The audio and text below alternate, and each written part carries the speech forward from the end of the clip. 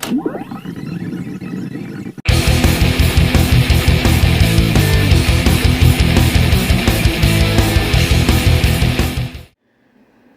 evening, everybody. Welcome back to my channel. Thank you all for tuning in.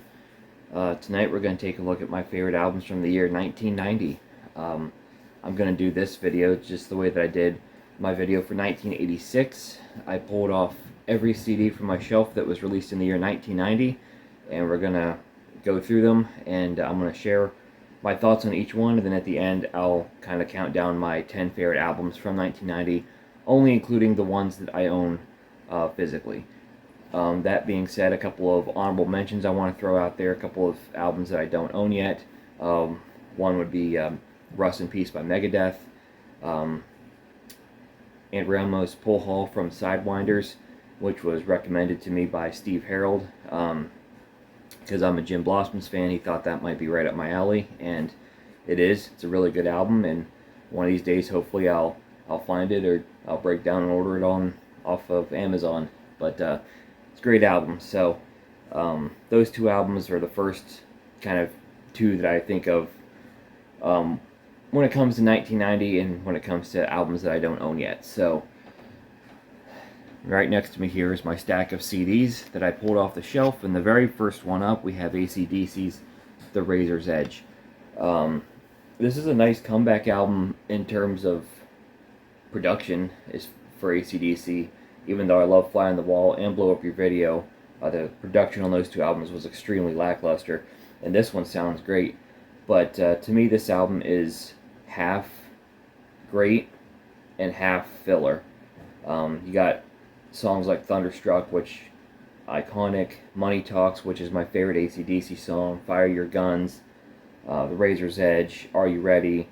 And I really like the album closer, If You Dare, a lot too. But you also got stuff like Mistress for Christmas, which does not need to be on here. And a lot of the stuff kind of on the second half, like Shot of Love, Let's Make It, to me is just kind of filler. So it's a good album, but it's just got way too much filler on it. Next we have Facelift by Alice in Chains, the great debut album from Alice in Chains. I think this is a fantastic album pretty much all the way through. The first 4 songs on here is about as perfect as you can get for opening up an Alice in Chains album. We Die Young, Man in the Box, Sea of Sorrow, Bleed the Freak. Love all 4 of those tracks. Some great stuff on the other half too, like It Ain't Like That, Sunshine, Put You Down, Real Thing. Great album. Next up I've got The Black Crowes and Shake Your Money Maker. Pretty iconic album here, tons of hits. Twice as Hard, Jealous Again, Hard to Handle, She Talks to Angels. Great stuff. Really solid album. Black Crowes. I'm not a huge Black Crowes fan. I like them, but I'm not like extremely into them as a whole. But this is a really solid debut album from them. Next we have the Young Guns 2 soundtrack from Jon Bon Jovi, Blaze of Glory. This was written kind of in the middle of Bon Jovi's kind of funk after the New Jersey tour wrapped up, and John wasn't really sure what he was doing. You know, they were burnt out, but he had the opportunity to write this soundtrack, and I think there's some great stuff on here. Better Get Your Guns, Miracle, Blaze of Glory, of course, Blood Money. I like Blood Money.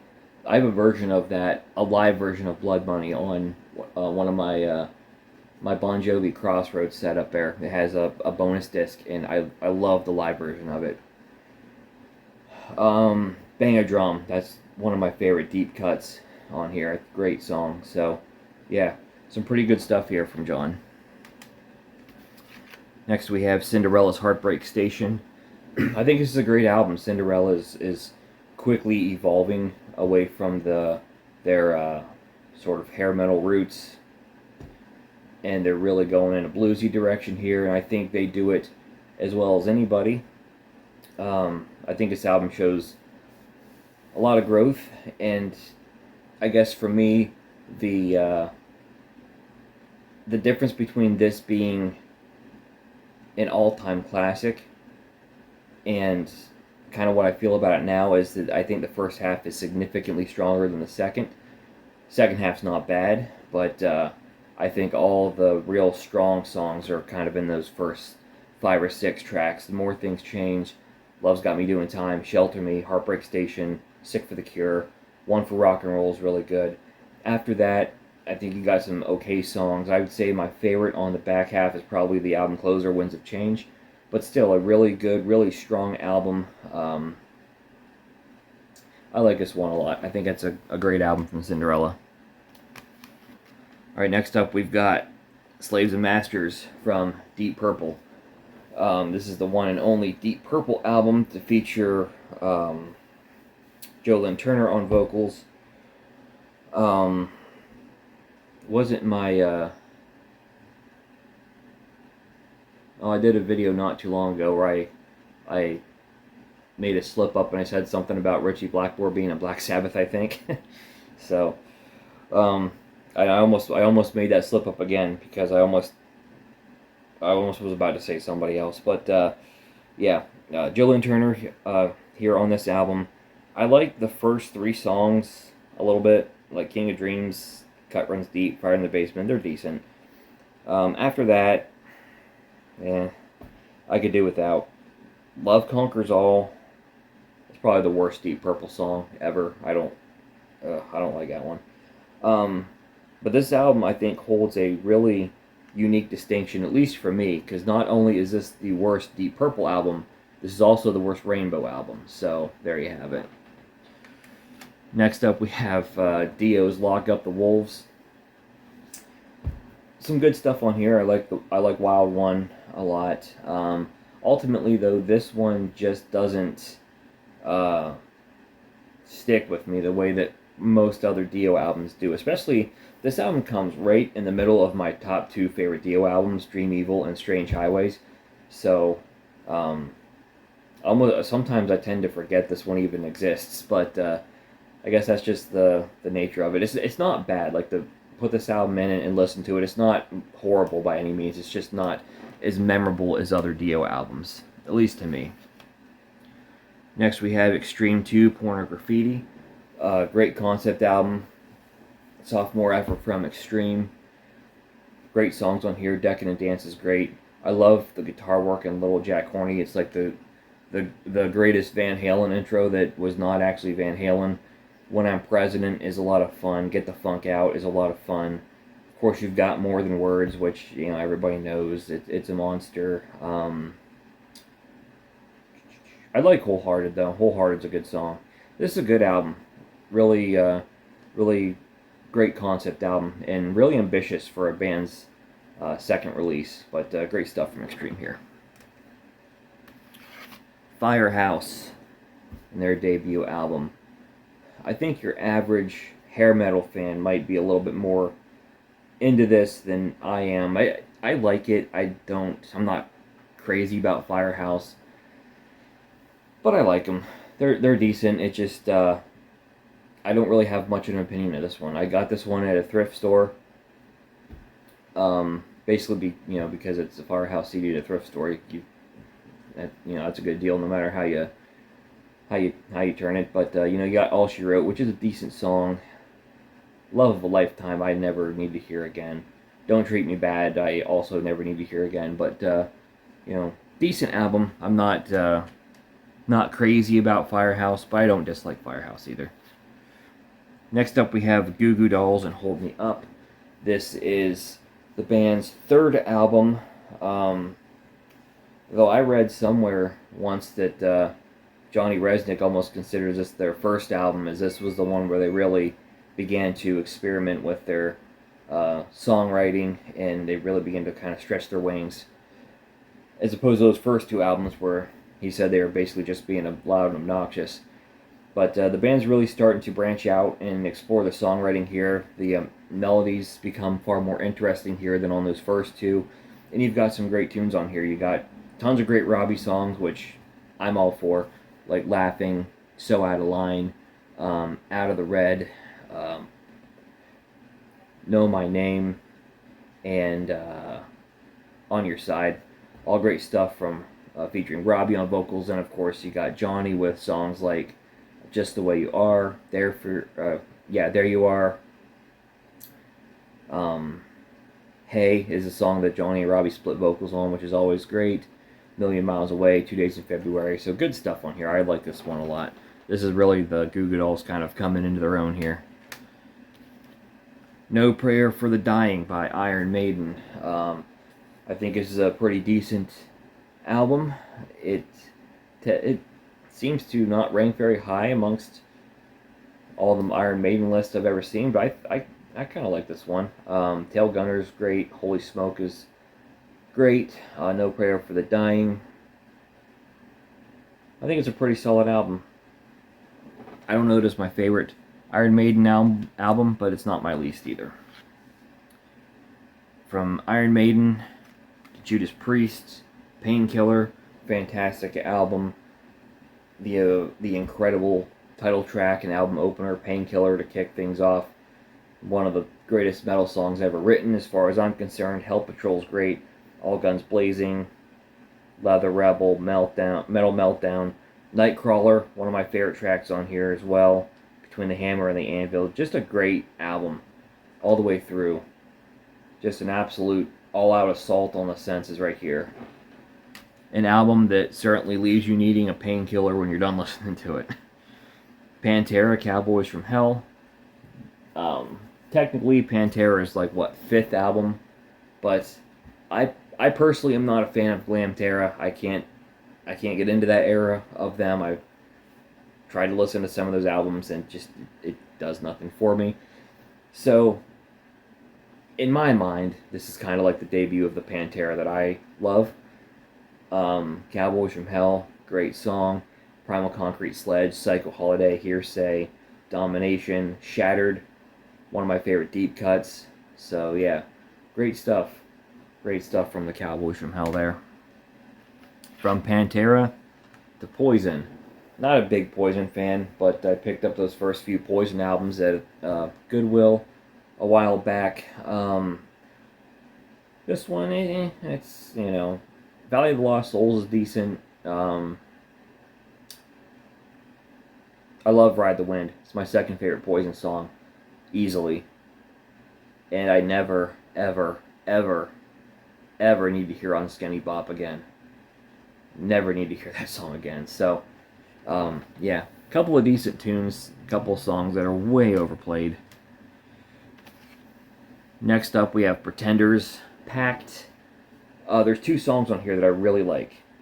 Never Do That," the album opener, and "Sense of Purpose." The rest of this album, to me, it's okay. But, yeah, those 2 songs are kind of worth the price of admission there. Next up, we have "Detonator" by Rat. Kind of like I said with AC/DC, I think from a production standpoint, this is a nice return to form. I've never been crazy about the production on "Reach for the Sky," and a little bit on "Dancing Undercover." I think "Dancing Undercover," as much as I love that album, it's one of my favorite Rat albums, it's a little bit too polished to me. It doesn't have the same grit those first 2 albums have, and I think the grit returns here. I don't think it's as strong as those first 3 Rat albums, though, as far as the track listing. Still some decent songs like "Shame, Shame, Shame," "One Step Away," "Hard Time." I do like "All or Nothing," "Top Secret," "Giving Yourself Away." So you got some good stuff here. I don't think, personally, it doesn't quite stand up to like those first 3 Rat albums, but it sounds fantastic, and you do have some pretty good stuff there. Next up, we have Toad the Wet Sprocket and "Pale," their second album. It wouldn't be until their follow-up to this in 1991 on "Fear" that I really think Toad the Wet Sprocket comes into their own and kind of finds their groove. But there are some decent stuff on here. My favorite song easily on here is "Come Back Down," but it's not. I don't think there's anything on here that's particularly bad. But "Come Back Down" to me is the big standout. Next up, we have the debut album from Trixter. I think this is a pretty fun album. "Line of Fire" is probably my favorite song here, the album opener. I'm going to try and there's a line in that song that I've always liked. Um,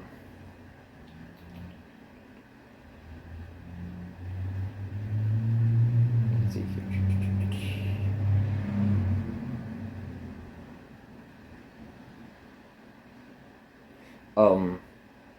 Yeah, because you've seen the movie, but I wrote the book. I always thought that was a good line. I wanted to look that up so I didn't misquote it. But yeah, pretty good album here. I picked this up a while ago. I forget what channel it was.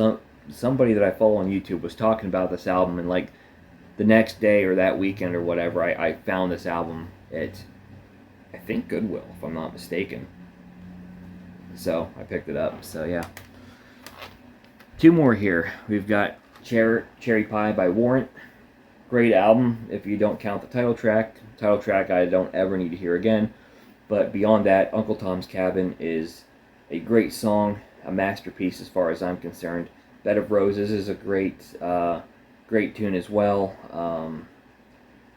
Song and Dance Man, You're the Only Hell Your Mama Ever Raised. Mr. Rainmaker, great deep cut. Train is an awesome cover. So got some good stuff on this album.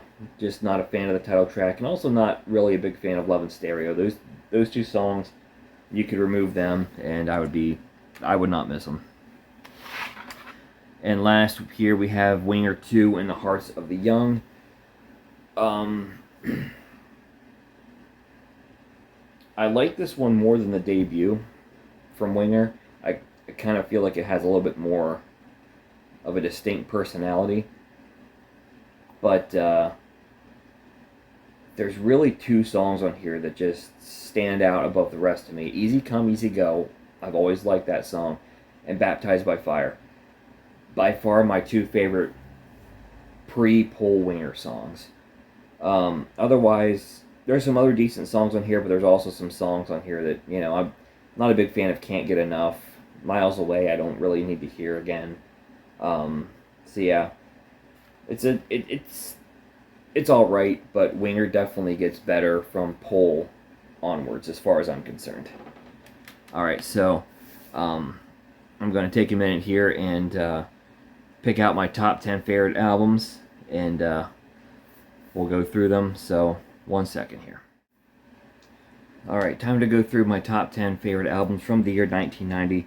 First off, I made the two hard cuts kind of at the end of my list here, the two that didn't quite make it, Cherry Pie and Trickster. Cherry Pie just got those two songs on it that I'm not a big fan of, and Trickster, fun album. I just don't find myself going to it as much as the 10 albums that I have in front of me. So top 10, number 10, Detonator by Rat. Sounds amazing, some great songs. Maybe not Rat's best album, but still a pretty good release.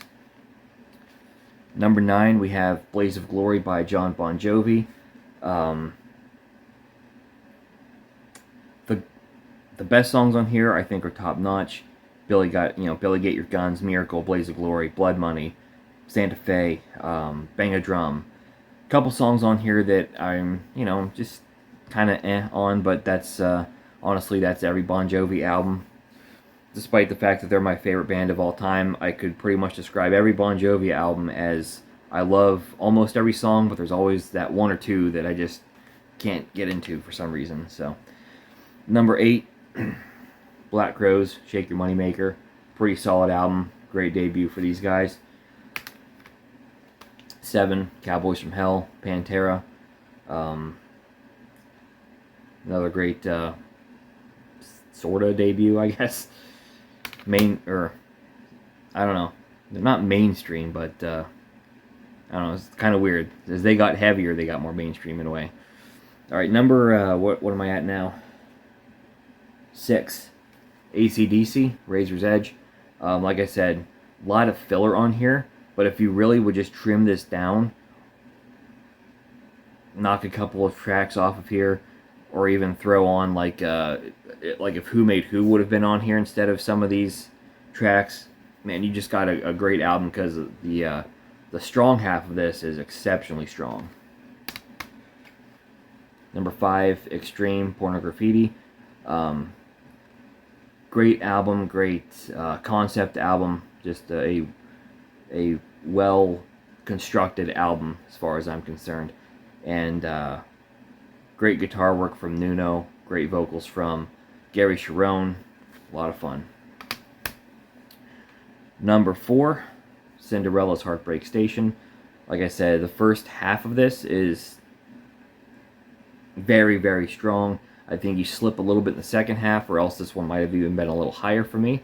But still a great album, one that I love to go to whenever I'm in the mood for Cinderella. Number 3, I've got Hold Me Up from the Goo Goo Dolls. Certainly a little bit of bias here, as I love the Goo Goo Dolls. They're one of my favorite bands, and this is really where they begin to come into their own, and the leaps that they will make in songwriting, just from Jed to this album to Superstar Car Wash to Boy Named Goo, is just incredible. But I really love this one here. This one is a lot of fun. Number 2, I've got Painkiller from Judas Priest. Solid album.